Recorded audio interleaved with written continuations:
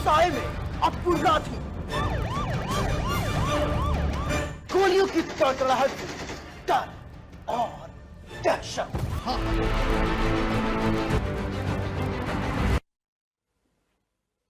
इंसानियत और जुर्म का पूरा नाता है, हमारे चारों ओर फैला जुर्म का मकर जाल।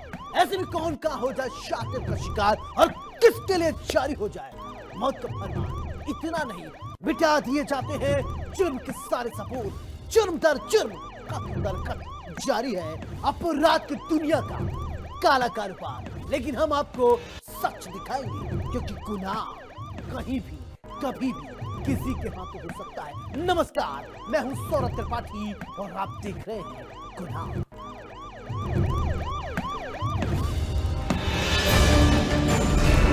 हर गुनहगार को होगा पर्दाफाश।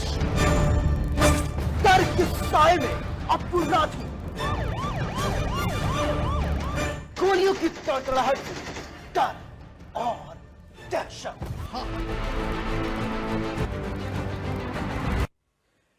यूपी पुलिस का ऑपरेशन लंगड़ा लगातार जारी है। ऐसे में पुलिस ने एक बड़ी कार्रवाई की है और कार्रवाई करते हुए बड़े इनामी बदमाश को ढेर कर दिया।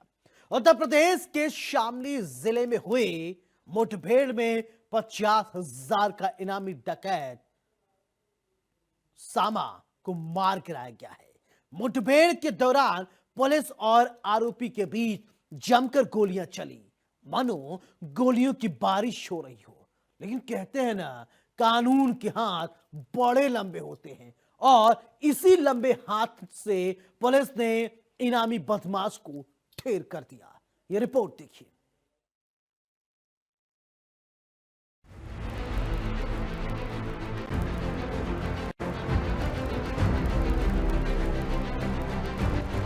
यूपी पुलिस का ऑपरेशन लंगड़ा लगातार जारी है। ऐसे में पुलिस ने एक बड़ी कार्रवाई करते हुए एक और बड़े इनामी बदमाश को ढेर कर दिया। उत्तर प्रदेश के शामली जिले में हुई पुलिस मुठभेड़ में 50,000 रुपए के इनामी डकैत समयदीन और सामा को मार गिराया गया। समयदीन मूल रूप से कांधला कस्बे का रहने वाला था, लेकिन लंबे वक्त से कर्नाटक के तुमकुर में छिपकर रह रहा था। उस पर यूपी, तेलंगाना और कर्नाटक में 23 से ज्यादा गंभीर आपराधिक मुकदमे दर्ज थे, जिसका काम यूपी पुलिस ने तमाम कर दिया। समयदीन अक्टूबर में कांधला में मारे गए इनामी नफीस का साथी रह चुका था। नफीस के एनकाउंटर के बाद सामा पंजाब भाग गया था और वहां से लगातार पुलिस की पकड़ से बचता रहा। पुलिस को सूचना मिली कि थाना भवन थाना क्षेत्र के भैसानी के जंगलों में स्थित एक भट्टे पर समयदीन अपने साथियों के साथ डकैती की योजना बना रहा है।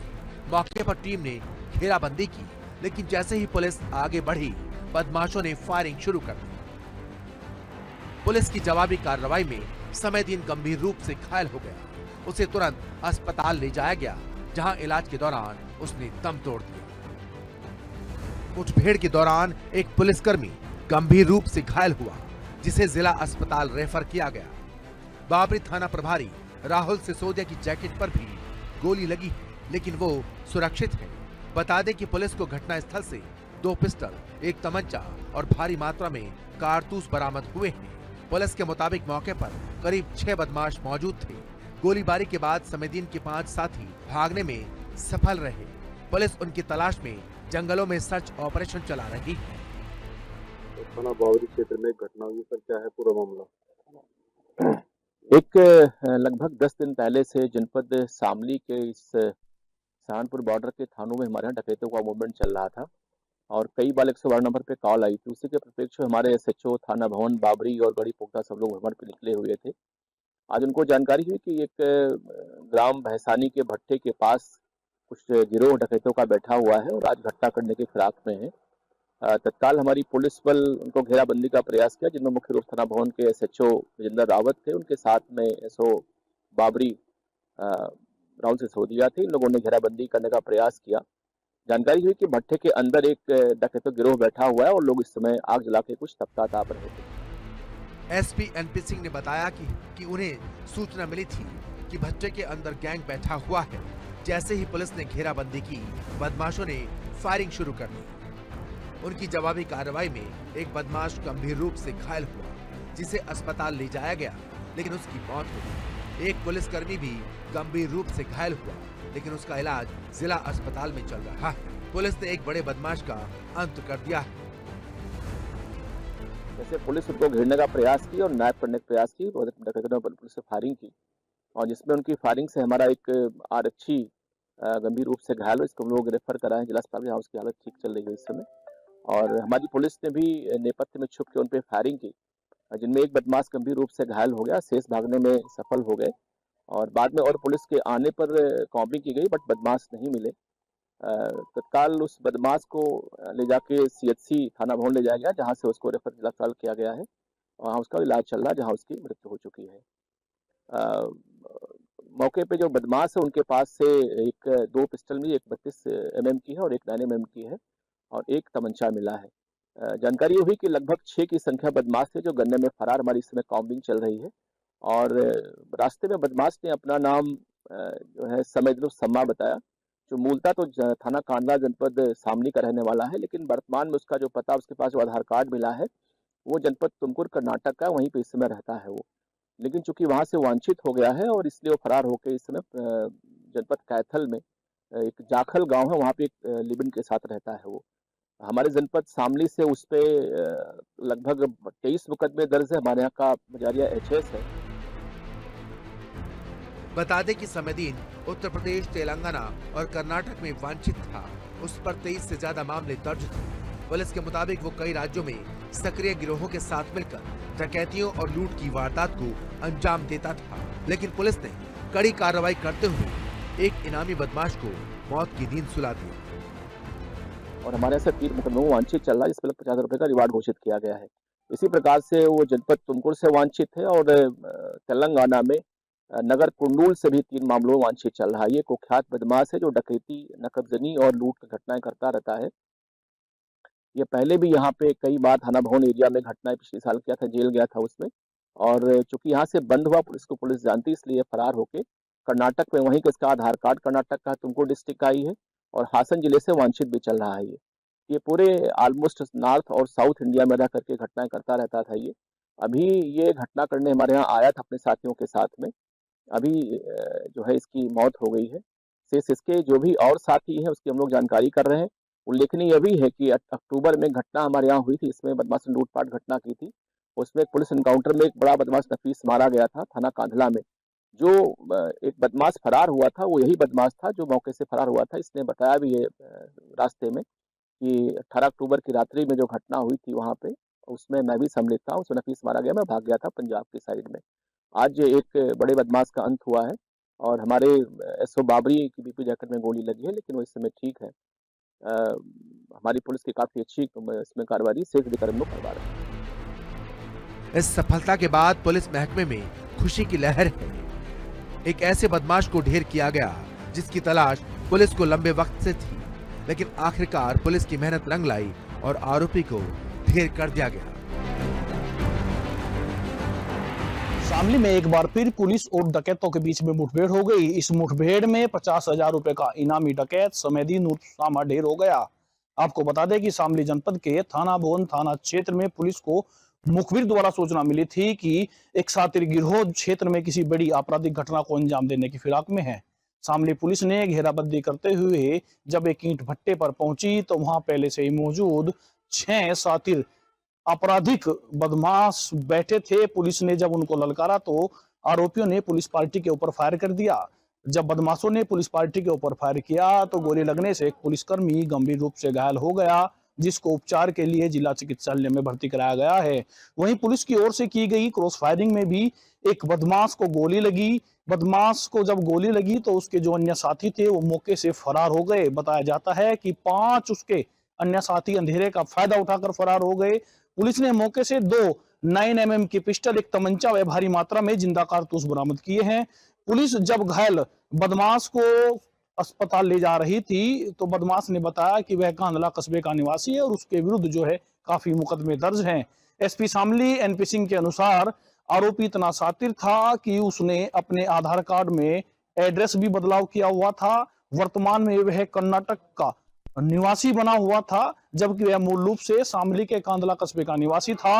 और 19 अक्टूबर को जो शामली के कांदला इलाके में 1 लाख रुपए का इनामी बदमाश नफीस उर्फ मुदा ढेर हुआ था, तो उस मुठभेड़ के वक्त भी यह बदमाश उसी के साथ था और अंधेरे का फायदा उठाकर जंगलों के रास्ते पहले हरियाणा पहुंचा और फिर पंजाब से फरार हो गया था। यह कुछ दिन पूर्व ही क्षेत्र में किसी बड़ी आपराधिक घटना को अंजाम देने की लगातार फिराक में था। इसने अपना गिरोह इकट्ठा किया था।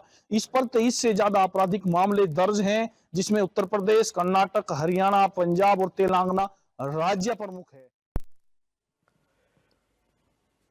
निवेश के नाम पर अरबों की ठगी के आरोप में दिल्ली के मालवी बिहार निवासी रविंद्रनाथ सोनी को लेकर रोजाना नए नए राजफाश हो रहे हैं।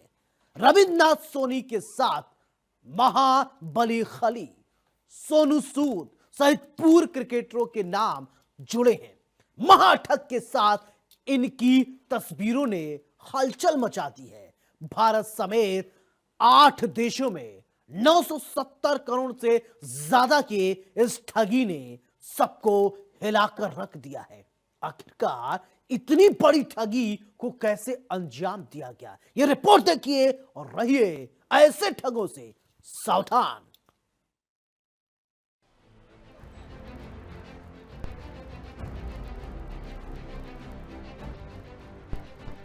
दिल्ली का नटवरलाल सोनू सूद और खली से जुड़े तार, 970 करोड़ की महाठगी, 8 देशों में फैला ठगों का जाल। महाठग रविंद्रनाथ ने उगले राज, पुलिस भी जानकर रह गई हैरान।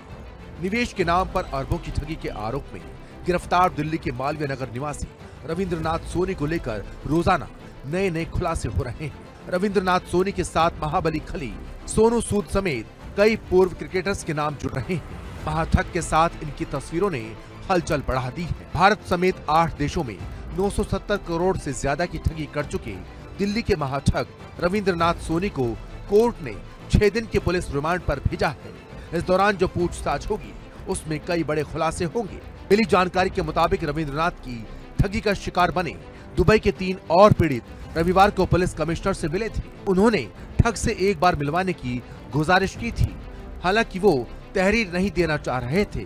वहीं एसआईटी की जांच में ठग की 14 कंपनियों के अलावा 5-6 और कंपनियों के बारे में पता चला है। अब एसआईटी आरोपी ठग का पैन कार्ड, आधार कार्ड दिल्ली पुलिस की मदद से मंगवा रही है, जिसके जरिए उसके कुल बैंक खाते और ब्लू चिप समेत कंपनियों के बारे में सही जानकारी मिल सकेगी। इसके साथ ही उसकी कंपनी को प्रमोट करने वाली सभी नामचीन हस्तियों से संपर्क किया जा रहा है, ताकि उनके बयान दर्ज हो सके और इस महाठगी में उनकी संलिप्तता पता चल सके। लेकिन सबसे बड़ा सवाल यह है कि इस महाठग पर पुलिस की नजर पड़ी तो पड़ी कैसे। दरअसल परेड निवासी अब्दुल करीम ने नई दिल्ली मालवीय नगर के रविंद्रनाथ सोनी के खिलाफ जनवरी 2025 में कोतवाली थाने में मुकदमा दर्ज कराया था। उन्होंने दुबई में नौकरी कर रहे बेटे तलहा करीम से 2021 में 42,29,600 रुपए ठगने का आरोप लगाया था। कोतवाली पुलिस ने रविंद्रनाथ को देहरादून नीलकंठ होम से 30 नवंबर को गिरफ्तार किया और 1 दिसंबर को जेल भेजा था। पुलिस के मुताबिक रविंद्रनाथ सोनी से जेल में बयान दर्ज किए गए थे, जिसमें उसने बताया कि दुबई में बनाई फर्जी कंपनियों का संचालन वो अपने साथियों के जरिए कर रहा था। वो अपने साथियों से email, WhatsApp message, WhatsApp call और दूसरे इलेक्ट्रॉनिक उपकरण के जरिए संपर्क करता था।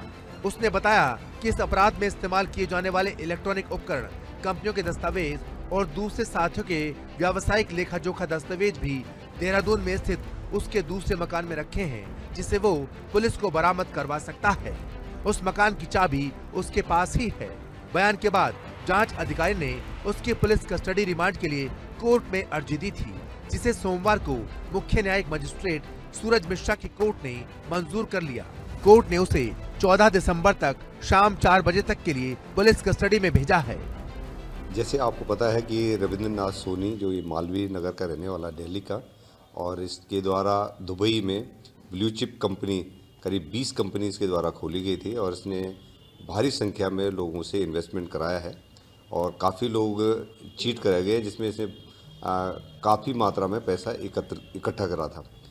ये वहाँ से दुबई से भाग करके ओमान के माध्यम से दिल्ली आया है और जब वहाँ पर इसकी जांच पड़ताल हो रही थी तो ये पता नहीं चल पा रहा था ये कहाँ है। फाइनली ये हमारे यहाँ पर एक मुकदमा पंजीकृत था इसके खिलाफ, उसमें हमारी टीम इसको अरेस्ट करने में कामयाब रही। अभी तक इसकी जब जांच पड़ताल हो रही है तो इसके इंडियन 22 खातों का पता लग चुका है, इसके 8 क्रिप्टो डिजिटल ट्रांजैक्शन का हमें पता लग चुका है। मामले में पुलिस आयुक्त रघुबीर लाल ने बताया कि आरोपी की अब तक 20 कंपनियों के नाम आए हैं। कुछ में वो कंपनियों का डायरेक्टर खुद है तो कुछ में उसके साझेदार और वो भी हैं। इस मामले की जांच के लिए एडीसीपी क्राइम अंजलि विश्वकर्मा के नेतृत्व में एसआईटी गठित की गई थी। बता दें कि रविंद्रनाथ ने 2 शादी की है। उसकी पहली पत्नी स्वाति से एक बेटी है। ठग ने स्वाति से संबंध तोड़ लिया और एक बार डांसर से दूसरी शादी की। उसका भी एक बच्चा है। लेकिन एसआईटी की जांच में एक बात सामने आई है कि रविंद्रनाथ ने पहली पत्नी से जब संबंध तोड़ा तो उसे हर्जाना भत्ता के नाम पर ठगी की एक बड़ी रकम उसके और उसकी बेटी के खाते में ट्रांसफर की थी। यही नहीं, दूसरी पत्नी के बच्चे के जन्मदिन पर पहली पत्नी और उसकी बेटी पिता भी जन्मदिन की पार्टी में पहुंचे थे। कंपनियों के बैंक खातों में तीनों का लेन देन मिला है। और जो लोग दुबई से यहाँ हमारे पास आ रहे हैं उनके द्वारा जो बताया गया है इसमें 700 से ऊपर लोगों को, जो इंडियंस हैं, मलेशियंस है, फ्रेंच है, कैनेडियन है और दुबई के यूएई के लोग हैं, उनके द्वारा इसके कंपनी में इन्वेस्टमेंट करा गया। इसके साथ साथ ये भी बताया गया है कई जापानीज़ कंपनीज हैं उनके द्वारा भी इसमें इन्वेस्टमेंट करा गया था।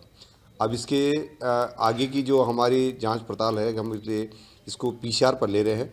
हमें और डिटेल चाहिए इसके आधार के से लिंक और इसकी फैमिली के जितने लोगों का पैन कार्ड वगैरह के माध्यम से हमें इसको जो और इंक्वायरी करनी है।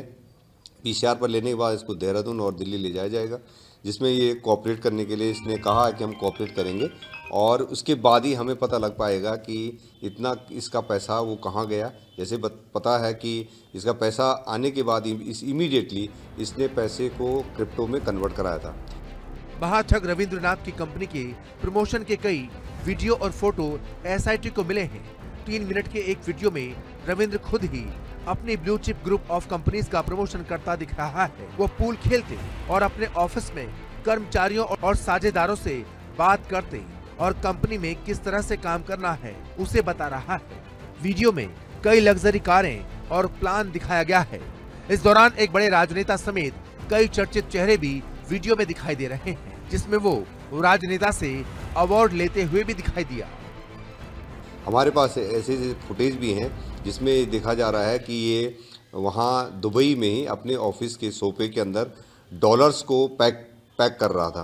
तो ये और वहाँ भी जो है हम प्रयास करते हैं कि वहाँ कांटेक्ट हो जाए तो उसके प्रीमिसेस हैं जो उनको रेड करा जा सकता है। लेकिन अभी तक जो सूचना मिली है उससे ये पता लगा है कि इसके ऑफिसेज वहाँ पर बंद कर दिए गए हैं। तो आगे की कार्रवाई करने के लिए जो जैसे पीसीआर मिल जाएगा तो आपको अपडेट कर देंगे। अभी तक तो हमारे पास 3 एफआईआर हो चुकी हैं।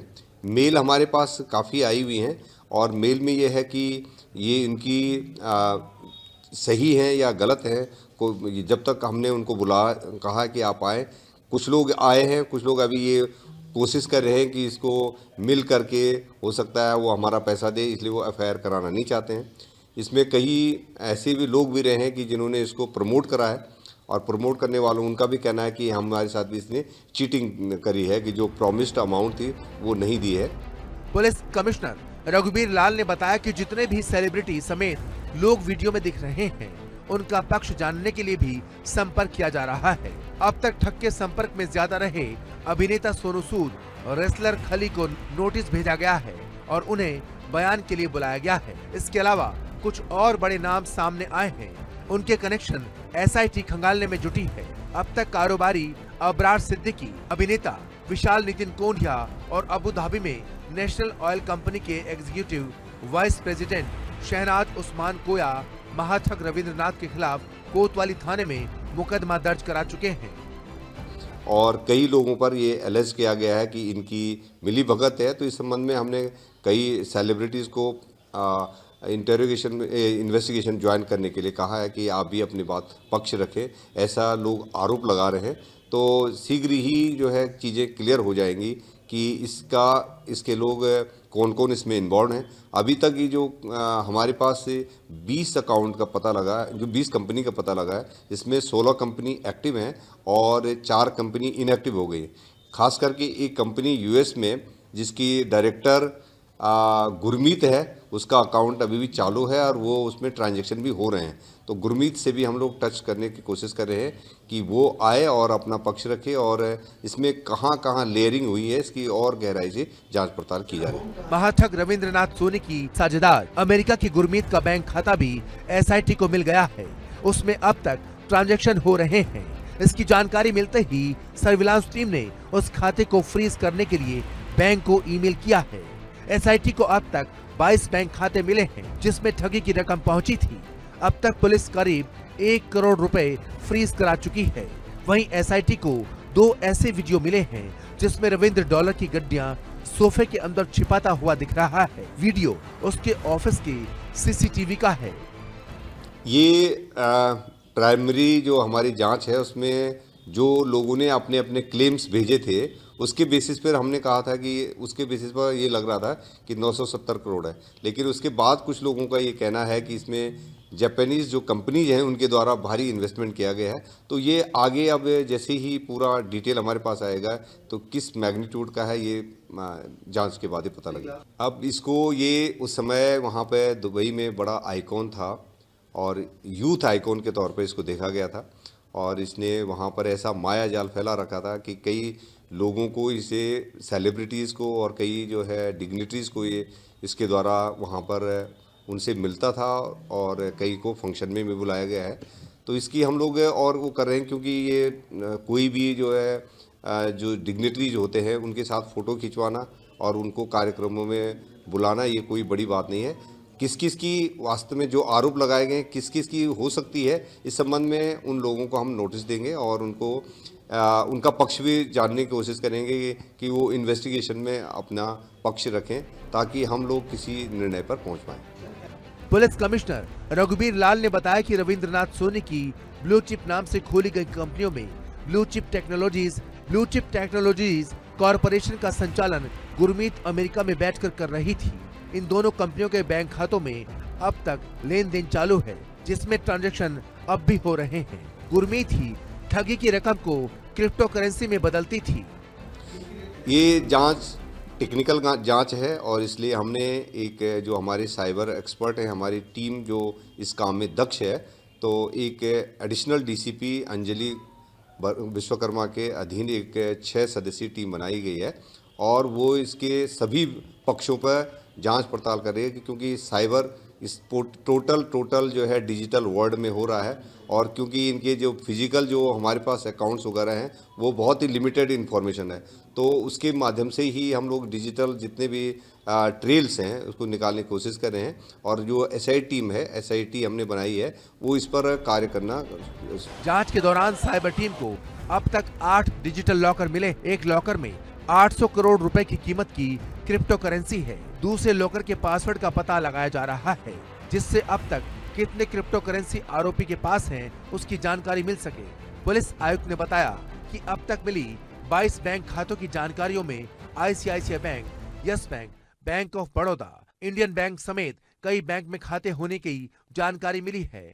आरोपी ठग के कितने और बैंक खाते हैं उसकी जांच के लिए उसके पैन कार्ड और आधार कार्ड की जांच की जा रही है।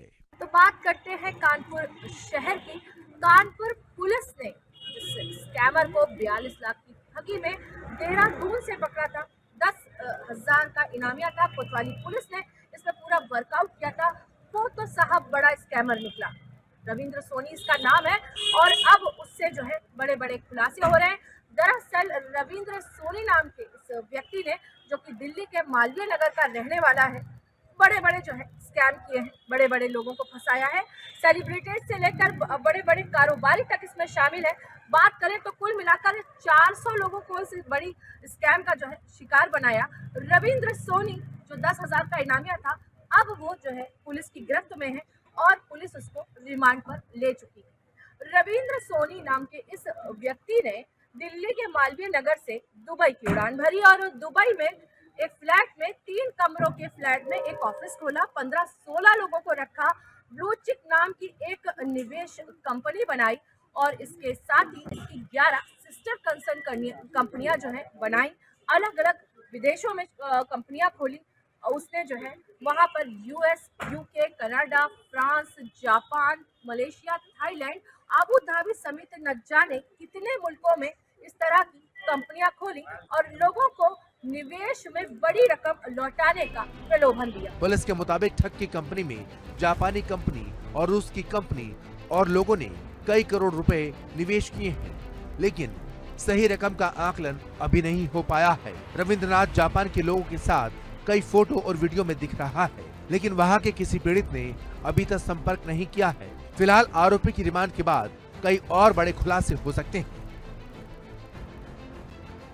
और ये इस व्यक्ति के पकड़े जाने के बाद रविंद्र सोनी, जो कि बिग स्कैमर है, इसके पकड़े जाने के बाद में जो है लगातार जो एक्टर हैं, जो इससे पीड़ित है, वो लोग लगातार कानपुर पुलिस कमिश्नरेट से राब्ता कर रहे हैं। बहरहाल इसने जो है 1700 करोड़ का बड़ा जो है स्कैम किया और इसके बाद में यहाँ तक कि जब ये खबर सोशल मीडिया पे वायरल हुई तो इससे पीड़ित लोग, कई कारोबारी जो कि दुबई के रहने वाले थे, उन्होंने आकर कानपुर कमिश्नरेट में इसकी शिकायत करी। 42 लाख की ठगी, चूंकि ठगी करना उसकी आदत थी, एक छोटी सी ठगी, अगर अभी तक का आंकड़ा देखा जाए तो करोड़ों रुपए की ठगी करी थी उसने। एक छोटी सी ठगी जो 42 लाख की थी, उस मामले में वो फंस गया और आखिर में कानपुर पुलिस ने एक बेहतरीन वर्कआउट करके इस बड़े स्कैमर को पकड़ लिया। बहरहाल ये जो स्कैमर है, नटवर लाल जिसे कहेंगे, इंटरनेशनल स्कैमर, अब पुलिस की गिरफ्त में है और इसके बाद इसमें बड़े आज पुलिस ने इसको जो है रिमांड पर ले लिया है और इसमें बड़े खुलासे हो सकते हैं और कौन कौन लोग शामिल हैं, क्या क्या हुआ है इतने बड़े स्कैम में। 1700 करोड़ की फंडिंग में, 1700 करोड़ के स्कैम में कहाँ किन लोगों का पैसा शामिल है।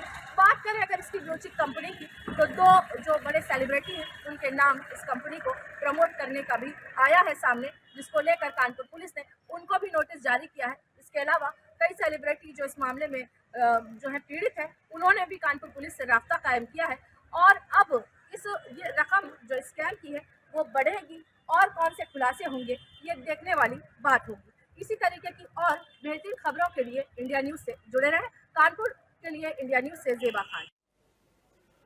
गुनाह में मेरे साथ फिलहाल इतना ही। आप देखते रहिए इंडिया न्यूज, उत्तर प्रदेश, उत्तराखंड। नमस्कार।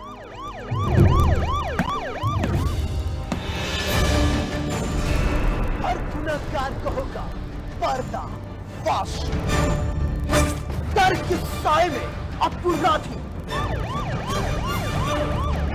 गोलियों की तड़तड़ाहट, डर और दहशत।